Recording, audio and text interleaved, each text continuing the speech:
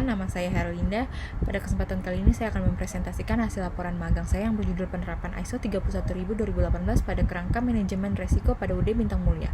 Saya melaksanakan magang ini di divisi Sales Admin selama periode 18 Mei sampai 18 Juli 2026. Laporan ini disusun berdasarkan pengamatan langsung, diskusi dengan pemilik dan karyawan, serta pengalaman operasional saya selama di perusahaan tersebut.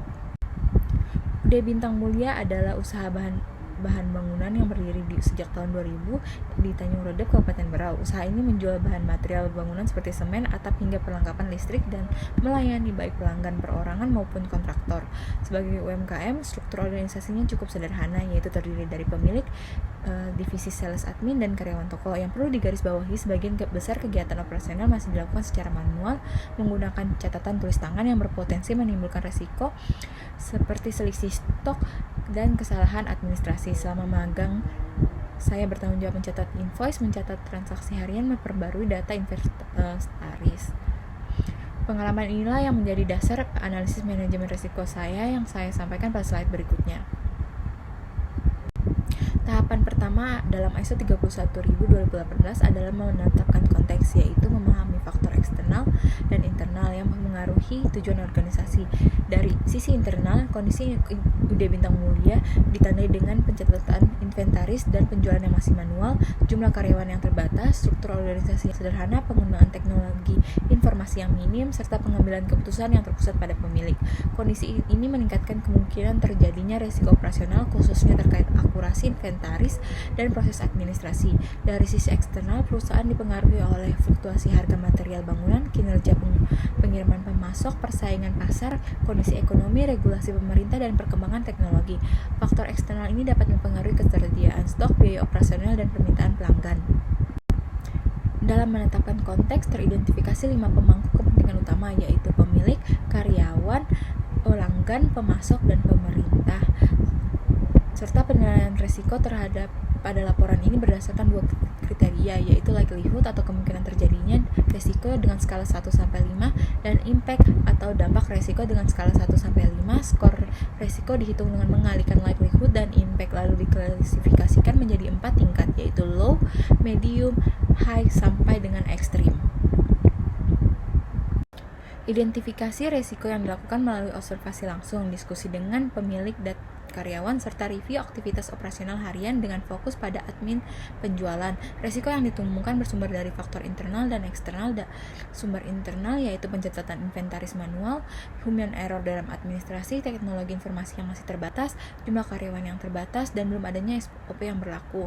Kemudian faktor eksternal yaitu meliputi keterlambatan pengiriman pemasok, fluktuasi harga material bangunan, kondisi ekonomi, persaingan pasar, regulasi pemerintah, dan bencana alam. Berdasarkan hasil identifikasi, ditemukan 10 risiko utama yang diklasifikasi menjadi 4 kategori: operasional, finansial, strategis, dan kesehatan dan keselamatan kerja. Pada bagian pertama, risk register ini kita lihat bahwa 5 risiko awal. Risiko 1, kesalahan pencatatan inventaris disebabkan oleh pencatatan manual dan human error yang dapat mengakibatkan informasi inventaris tidak akurat dan selisih stok. Risiko 2, keterlambatan pengiriman pemasok disebabkan masalah transportasi atau ketergantungan pada pemasok berdampak pada kekurangan produk dan keterlambatan pesanan pelanggan. Risiko ketiga, pencurian atau kehilangan stok disebabkan lemahnya pengawasan gudang yang berdampak pada kerugian finansial. Risiko 4, keterlambatan pembayaran pelanggan akibat penjualan kredit yang menyebabkan masalah arus kas. Risiko 5, fluktuasi harga material akibat inflasi dan kebijakan harga pemasok berdampak pada penurunan margin keuntungan.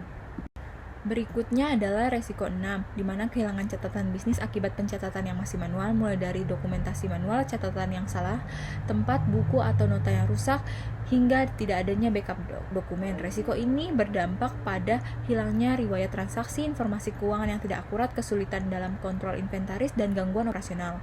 Resiko 7, kesalahan pembuatan invoice akibat dokumentasi manual dapat menimbulkan komplain pelanggan dan laporan yang tidak akurat. Resiko 8, kebakaran atau bencana alam akibat faktor lingkungan dapat mengganggu operasional dan merusak aset. Resiko 9, penurunan permintaan pelanggan akibat perlambat ekonomi dan persaingan pasar berdampak pada penurunan pendapatan penjualan. penjualan. Risiko terakhir 10, kecelakaan kerja akibat penanganan material yang tidak aman dapat menyebabkan cedera karyawan dan menurunkan produktivitas. Sebagian besar risiko yang teridentifikasi bersifat operasional karena perusahaan masih mengandalkan proses administrasi yang manual dan teknologi yang terbatas. Selanjutnya, analisis risiko dilakukan menggunakan pendekatan kuantitatif karena UD Bintang Mulia adalah usaha retail kecil dengan data historis risiko yang terbatas. Setiap risiko dinilai menggunakan dua kriteria, yaitu likelihood dan impact. Kemudian skor risiko dihitung dengan mengkalikan likelihood dan impact. Hasil analisis menunjukkan bahwa kesalahan pencatatan inventaris dan fluktuasi harga material masing-masing memperoleh skor 16 sehingga masuk kategori extreme risk karena memiliki kemungkinan tinggi sekaligus dampak yang signifikan. Sementara itu, keterlambatan pengiriman pemasok, pencurian stok, keterlambatan pembayaran pelanggan, kehilangan catatan bisnis akibat pencatatan manual, dan penurunan permintaan pelanggan dikategorikan sebagai high risk. Sedangkan kesalahan invoice, kebakaran atau bencana alam, dan kecelakaan kerja dimasukkan kategori medium risk yang perlu dipantau secara berkala. Untuk memvisualisasi hasil analisis digunakan risk matrix dengan ukuran 5x5 yang membandingkan likelihood dan impact. Warna merah pada kuadran kanan atas menunjukkan resiko ekstrim yaitu R1 dan R5. Warna oranye menunjukkan resiko high di mana R2, R3, R4, R6 dan R9. Warna kuning menunjukkan resiko medium seperti R7, R8, R10. Matriks ini menegaskan bahwa perusahaan menghadapi 2 resiko ekstrim, 5 resiko high dan 3 resiko medium dengan mendominasi pada resiko operasional dan finansial.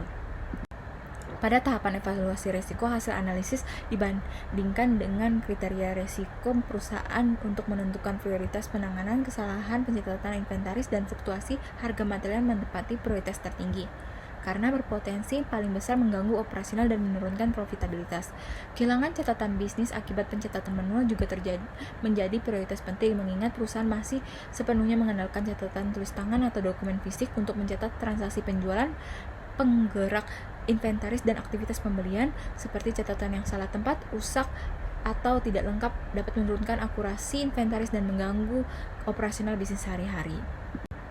Sehingga strategi paling sesuai bagi UD Bintang Mulia adalah reduce atau mitigasi resiko dengan memperbaiki prosedur bisnis, memperkuat pengendalian internal, dan secara bertahap mengadopsi teknologi digital. Untuk kesalahan pencatatan inventaris direkomendasikan penerapan pencatatan terkomputerisasi, rekonsiliasi stok mingguan, tanggung jawab pemilik bersama sales admin. Keterlambatan pengiriman pemasok diatasi dengan bekerjasama dengan beberapa pemasok sekaligus menjaga safety stock. Pencurian atau kehilangan stok ditangani dengan pemasangan CCTV. Keterlambatan pembayaran pelanggan diatasi dengan kebijakan kredit yang jelas dan pemantauan piutang. Sedangkan fluktuasi harga material ditangani dengan meninjau harga jual secara berkala dan negosiasi dengan pemasok. Selanjutnya, kehilangan catatan bisnis akibat pencatatan manual diatasi dengan mengorganisir dokumen bisnis secara sistematis. Untuk risiko kebakaran atau bencana alam, strateginya adalah transfer risiko melalui pemasangan alat pemadam kebakaran atau pembelian asuransi bisnis. Penurunan permintaan pelanggan diatasi dengan meningkatkan layanan pelanggan dan memperkuat kegiatan promosi. Dan kecelakaan kerja ditangani dengan memberikan pelatihan keselamatan atau mewajibkan penggunaan APD. Sebagian besar tanggung jawab pelaksanaan berada pada pemilik dan divisi sales admin.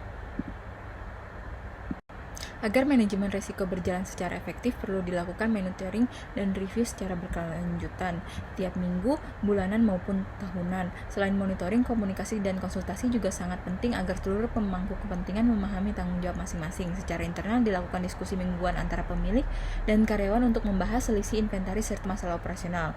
Secara eksternal, dilakukan koordinasi dengan pemasok terkait kesediaan produk, penyampaian informasi jadwal pengiriman kepada pelanggan, dan menjaga kepatuhan terhadap regulasi pemerintah. Sebagai penutup, penerapan ISO Kerangka Manajemen Risiko 31000/2018 di UD Bintang Mulia memberikan wawasan berharga tentang bagaimana manajemen risiko dapat mendukung keberlanjutan usaha retail kecil. Selama magang ditemukan 10 risiko dan 4 kategori utama dan serta kesalahan pencatatan inventaris dan fluktuasi harga material menjadi risiko dengan prioritas tertinggi karena berdampak besar pada efisiensi operasional, akurasi inventaris dan kepuasan pelanggan. Oleh karena itu, perbaikan difokuskan pada penerapan sistematis, terkomputerisasi, dan rekonsiliasi stok rutin, prosedur backup data, penguatan manajemen, dan peningkatan keselamatan kerja. Baik, terima kasih atas perhatiannya.